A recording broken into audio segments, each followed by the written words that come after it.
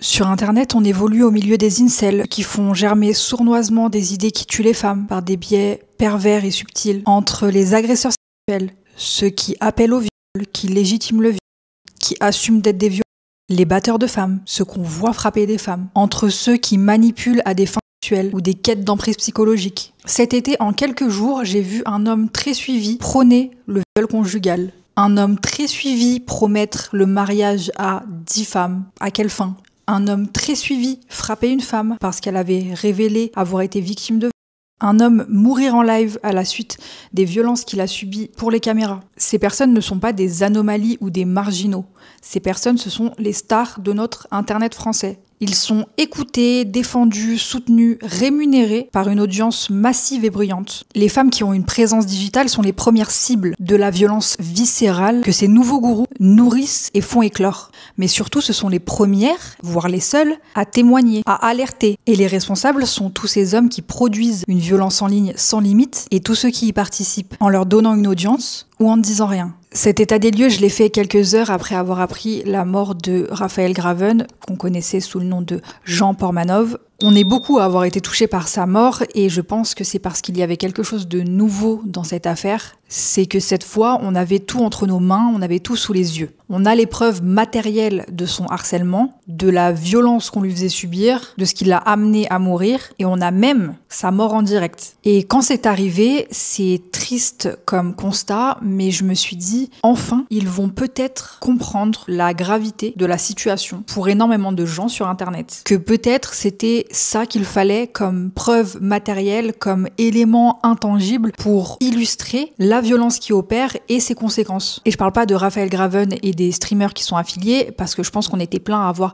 découvert leur existence au moment de sa mort. Je parle du quotidien d'énormément de gens dont la présence en ligne est constamment source d'insultes, de harcèlement moral, de harcèlement sexuel. Et je parle de gens qui ne sont pas dans des streams concepts, où tu viens pour qu'on te casse la gueule. Juste des gens qui veulent exister dans l'espace commun qui est Internet. Je parle avec mon prisme, mes observations factuelles et ma subjectivité. Parce que je sais de quoi je parle, mais je suis également en capacité de l'analyser de manière objective. D'ailleurs, ça c'est un des aspects du sexisme en ligne, le fait de devoir constamment justifier d'où vient notre savoir, s'il est légitime ou non, quand bien même c'est un sujet d'expertise pour nous. Et qu'en plus, factuellement, tu n'as aucune raison de remettre en question la véracité des propos de la personne en face. Et c'est un jugement qui est fait systématiquement envers les femmes, bien évidemment. Ce serait beaucoup moins problématique si c'était des questions qu'on posait à tout le monde. Mais cette remise en question perpétuelle de la crédibilité des femmes, j'en parlerai certainement dans un autre endroit, un autre moment. Si on reste sur le sujet de la violence qui mène à la mort, je pense qu'on doit regarder partout et surtout là où ça se passe de manière beaucoup moins sensationnelle. En même temps, j'espère, et ce sera difficile de faire plus sensationnel qu'une mort en ligne, mais je dois avouer qu'à ce moment-là, j'ai quand même espéré que ça contribue à ouvrir le dialogue et à ouvrir les yeux sur un problème de violence vaste. Mon point, c'est qu'il y a eu un élan d'empathie au moment de la mort de Raphaël Graven, un élan tout à fait humain et la seule réaction à avoir dans ces moments-là, la plus normale possible, j'entends. Mais cette empathie, les gens ne l'ont pas pour les femmes. Si on essaye de tirer des leçons de ce drame pour que tout ça n'ait pas été entièrement vain, on est obligé de constater que la prise de conscience est liée à plusieurs facteurs, dont le fait d'avoir des preuves matérielles, d'être des témoins visuels de ce qui se passait, d'avoir assisté à la mort en direct de cette personne, mais également du fait que ce soit une victime idéale. Avoir de l'empathie pour un homme de 46 ans qui semble dans une certaine fragilité de vie, qui se fait tabasser en direct au point de trouver la mort, c'est une réaction assez naturelle, assez humaine, que tout le monde n'a pas eu de mal à ressentir. Mais pourquoi ce réflexe humain n'existe pas quand il s'agit de femmes qui dénoncent une agression, un harcèlement, de l'intimidation, de la manipulation psychologique ? Parce que ce sont des violences moins visibles, certes, mais elles conduisent au même résultat. Et les femmes, généralement, n'ont pas le droit à cette empathie. Si une femme témoigne en ligne, le premier réflexe est une enquête. Quel pourrait être son intérêt à mentir ? Est-ce qu'elle fait ça pour de l'argent ? Est-ce qu'elle fait ça pour salir une réputation ? Est-ce qu'il y a un complot ? On va d'abord chercher toutes les raisons pour lesquelles elle aurait pu mentir. Elle n'a pas le droit à de l'empathie. Et je voudrais préciser quelque chose d'important, ce n'est pas un combat homme contre femme. Déjà, factuellement, beaucoup de femmes ont des comportements misogynes, sexistes en ligne et participent au harcèlement d'autres personnes. Le problème que j'aborde, c'est un système installé qui est nourri par des hommes, mais qui est permis par tous. À peu près au même moment, il y a eu un mouvement de libération de la parole. Il y a eu progressivement de nombreuses femmes qui ont témoigné d'agressions qu'elles avaient subies. Au début, les dénonciations ont commencé surtout dans le milieu parisien, donc à l'intersection du monde de la mode, du monde de la nuit, de la musique. Il y a eu des femmes, malheureusement, forcées d'être courageuses pour prendre la parole et dénoncer leurs agresseurs, dans une démarche aussi de prévenir d'autres personnes, d'autres potentielles victimes. Et il y a eu un effet de masse. Je pense que certaines personnes se sentaient encouragées à se libérer, se sentaient pour la première fois entendues aussi et crues. Et ça a permis d'ouvrir ce dialogue sur les violences dans le milieu artistique. Et celles qui concernent les artistes notamment, c'est un sujet sensible puisque que faire de ces dénonciations lorsqu'elles concernent des personnes qui sont omniprésentes dans les médias, qui sont publiques, qui sont aimées, qui sont rémunérées par l'amour d'un public et par une économie qui favorise une bonne image d'eux. Je pense qu'il faut saluer le courage de toutes ces femmes qui ont pris la parole parce que personne n'a envie de le faire, personne n'a envie de le vivre. Et surtout, je pense que l'après est à la fois signe de soulagement parce qu'on se déleste d'une histoire qui est parfois lourde à porter, mais c'est aussi le début d'un combat pour se faire entendre, pour se faire croire, pour ne pas être stigmatisé. C'est un moment où systématiquement les victimes vont être dans une justification, où on va attendre des preuves, où le public, monsieur et madame tout le monde, va se transformer en bras de l'État, bras du système judiciaire, où tout le monde devient juge, procureur, avocat, où on réclame des preuves, où on demande des explications, où on invective les victimes de s'expliquer. Ça, c'est la manière dont on répond à des témoignages de personnes qui racontent leur souffrance. Alors que la première réaction qu'on devrait avoir, et peut-être parfois la seule, si on devait faire une seule chose, c'est éprouver de l'empathie. Le sujet de ce qui est appelé la cancel culture, qui est un terme totalement galvaudé aujourd'hui d'ailleurs, ou en tout cas sur ce que l'on doit faire de ces témoignages, c'est un sujet sensible, pas facile, où personne n'a de réponse parfaite. Je pense qu'on doit apprendre, on doit progresser collectivement sur cette question. Allons dans ce sens, c'est la seule direction où on doit aller, dans le sens où on essaye d'être meilleur sur le traitement des violences, qu'elles soient faites aux femmes ou non. Mais en attendant, faisons preuve de la même empathie pour des femmes qui disent avoir subi des violences physiques, psychologiques ou toute autre forme de violence, que pour un homme qui se prenait des balles de paintball en live, des étranglements, des tartes et qui est venu à en mourir.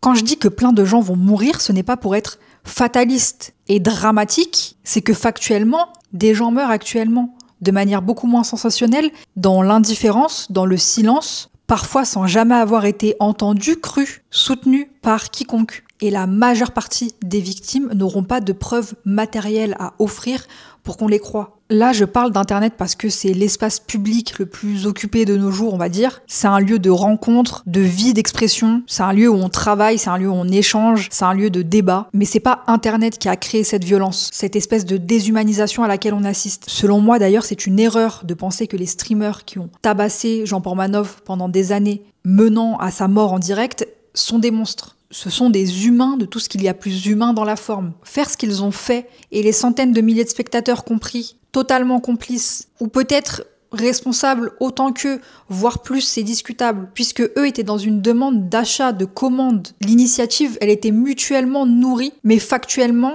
certains payaient pour ça, et d'autres recevaient l'argent. Ces personnes-là ne sont pas des monstres, ce sont les gens avec qui on fait société, ce sont les gens avec qui on vit au quotidien, dans un monde où on nous apprend à nous défaire de toute forme d'empathie et d'humanité, et qui, au contraire même, alimente notre envie la plus malsaine de voir des gens souffrir, de ressentir du plaisir par la souffrance d'autrui. Mais ce serait complètement faux de dire que c'est à cause d'Internet ou que c'est nouveau, donc lié à des créations modernes, à un style de vie moderne. Ça existe depuis toujours sous d'autres formes. Et malheureusement, en découvrant Jean Pormanov, je pense à Gérard de Suresnes. Gérard Cousin, connu sous le nom de Gérard de Suresnes ou GG. Mon audience, elle est assez vaste en termes d'âge, donc je pense que les trentenaires, quarantenaires qui m'écoutent connaissent cette histoire. Mais il y a sûrement des plus jeunes à qui ça évoque rien, donc pour vous, je vais resituer. Gérard, c'est un homme d'une trentaine d'années, auditeur d'une émission de radio, qui, un soir, appelle le Standard pour lire un poème qu'il avait écrit.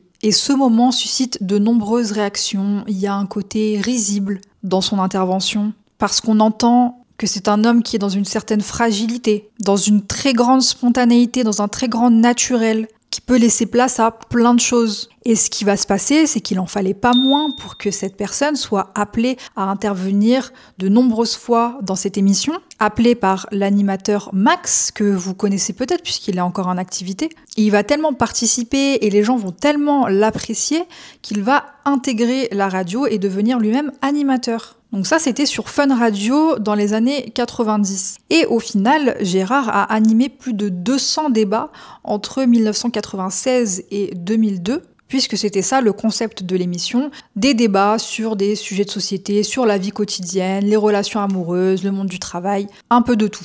Mais tout ça n'était qu'un écran de fumée en réalité. Peu importe la réécriture des auditeurs et des animateurs de l'époque, c'était un prétexte pour humilier Gérard constamment et en faire une bête de foire. Et tout ça avec la complicité des auditeurs. Donc concrètement, tout était fait pour le tourner en bourrique, pour le faire sortir de ses gonds, pour l'humilier sur sa vie, son hygiène de vie, son hygiène tout court, son physique, sa façon de parler, sa façon d'être, des choses très personnelles aussi, révéler des éléments de sa vie personnelle qui l'ont traumatisé, dont il a parlé dans des précédentes émissions et dont on se servait pour le dénigrer en public. Et cette mécanique, elle s'est développée naturellement. Tout le monde s'est mis d'accord pour dire que Gérard était le con d'un gigantesque dîner de cons. Ça n'a pas été manigancé en coulisses, ça s'est fait naturellement. Et des milliers d'auditeurs appelaient le standard pour le provoquer, l'humilier, susciter des réactions. Et le problème, c'est que Gérard était dans une grande solitude. On lui a fait croire qu'il était aimé, on lui a donné un semblant de notoriété. On a profité de lui. Et puis dans un contexte de vie très fragile, très isolé, en rupture avec une grande partie de sa famille, dans une situation professionnelle précaire. Ça avait l'air d'être une chose merveilleuse pour lui, ce poste à la radio. Cette nouvelle sociabilisation qui est accompagnée de beaucoup d'éloges, d'un prétendu amour qu'on lui porterait aussi. C'était un phénomène, c'était une star pour les gens qui l'écoutaient. Ça faisait des audiences de fous. Il y avait ce truc d'interactivité qui nourrissait une relation parasociale avec lui. C'était un jeu cynique à l'intérieur duquel il était piégé et à l'intérieur duquel il pensait être aimé surtout. Et puis ce qui s'est passé, c'est qu'un jour on l'a jeté. Il s'est fait virer de la radio suite à une blague de trop. Un écart qui a semblé être le débordement ultime, inacceptable pour la radio, après des années à avoir encouragé un lynchage public, une humiliation organisée. L'émission s'arrête en 2002, il meurt en 2005, il avait 43 ans et il est mort dans la solitude et l'indifférence et il a été enterré dans ce qu'on appelle le carré des indigents, ou si vous préférez, la fosse commune. Le lendemain de sa mort, l'animateur Max prendra le temps de lui rendre hommage. Il prendra environ 10 secondes pour le faire. Un hommage le plus quelconque possible pour celui qui lui a permis de faire de merveilleuses audiences pendant des années. Il a bien évidemment continué sa brillante carrière d'animateur et il a actuellement une radio libre sur RMC, si jamais vous voulez passer par là. Voilà, je n'ai pas besoin de tracer les lignes entre l'histoire de Jean Portmanov et l'histoire de Gérard de Suresnes. Vous les comprenez. Je vous ai parlé de manière très condensée de Gérard, mais il y a beaucoup de choses à savoir, à comprendre sur cette émission, mais tout le système qui a permis ça aussi, où les animateurs ne sont pas les seuls responsables, les spectateurs non plus, les auditeurs plutôt non plus. Je vous invite à faire vos recherches si ça vous intéresse. Je trouve que c'est un sujet passionnant, notamment pour comprendre ce qui amène à ce genre de situation, ce qui amène à l'isolement de certaines personnes et à comment la société les récupère pour en faire des bêtes de foire. Et la meilleure œuvre que je peux vous conseiller, puisqu'elle respecte à la fois la vérité et la mémoire de Gérard, c'est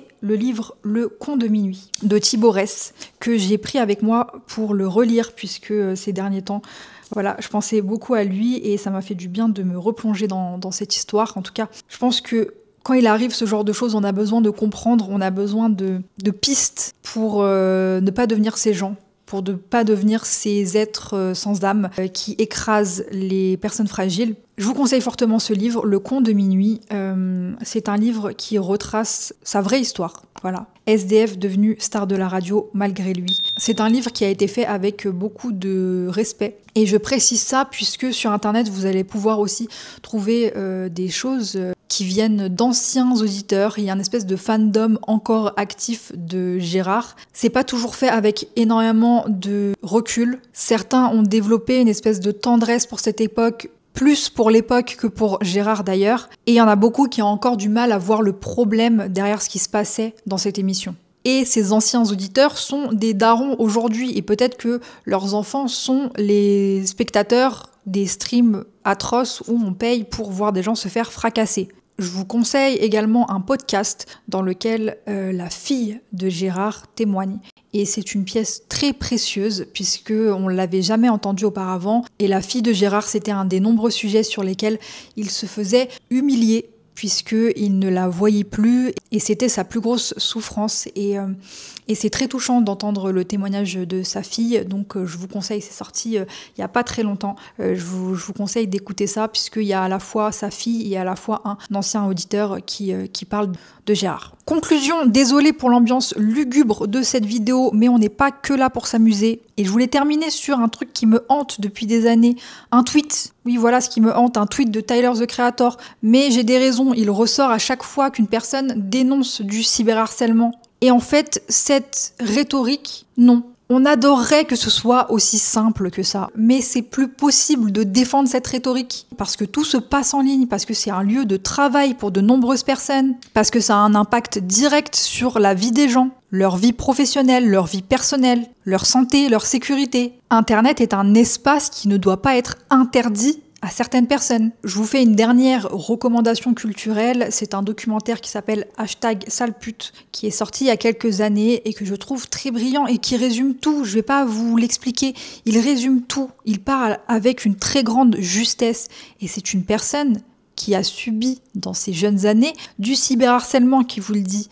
Et je n'ai pas mieux à dire en fait. Je n'ai pas mieux à dire que le témoignage de ces femmes qui interviennent dans ce documentaire. Donc je vous invite à le regarder. On comprend plus de choses sur la mécanique et sur les conséquences. Tous les sujets que j'ai abordés aujourd'hui, il va falloir qu'on en discute, il va falloir qu'on en parle. On ne peut pas être aveugle encore longtemps sur ces sujets sous prétexte que ça pourrait porter préjudice à telle chose, telle scène, telle culture. Au contraire, c'est ça qui est en train de la détruire de l'intérieur. Et je pense que si on ne s'en occupe pas, progressivement, l'air va devenir irrespirable pour tout le monde. Donc, continuons à parler. Dans la prochaine vidéo, je vous parle de mon amour pour Asinine.